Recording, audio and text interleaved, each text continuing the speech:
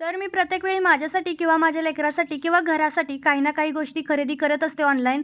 पण मी माझ्या कारभारासाठी कधीच काही खरेदी करत नाही. तुम्हालाही वाटायचं नवऱ्यासाठी पण कधीतरी काहीतरी घेत जा, तर त्यांना ऑनलाईन घेतलेलं काहीच आवडत नाही. आणि जर मी कधी काय ऑर्डर केलंच तर मला म्हणणार आहे असलंच आहे, क्वालिटी चांगली नाही, हे झालं ते झालं. आपण घ्यायचं ते घ्यायचं, वरनं ऐकूनसुद्धा घ्यायचं. त्यापेक्षा मी त्यांच्यासाठी काही घेतच नाही. पण ह्यावेळी म्हटलं चला त्यांच्यासाठी काहीतरी घेऊया.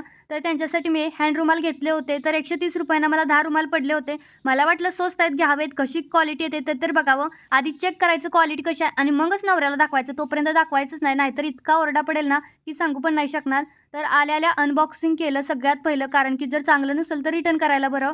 पहिल्यांदा चेक केलं, तर मी अनबॉक्सिंग करून बघितलं रुमाल की कसे होते. तर इतकी बकवास क्वालिटी होती की नाही. आणि नेहमी मी कारभाऱ्यांना ज्या वस्तू मागवते ना, त्याच अशा बकवास काय येतात ना, मलाच माहीत नाही. जाऊ दे, आता चोरी-चुपके रिटर्न करावं लागणार हे मात्र नक्की. तुमच्यासोबत पण कधी असं झालंय का मला कमेंट करून सांगाच. आजचं नाव आहे सुचित्रा. चला सबस्क्राईब करून जावा. बाय.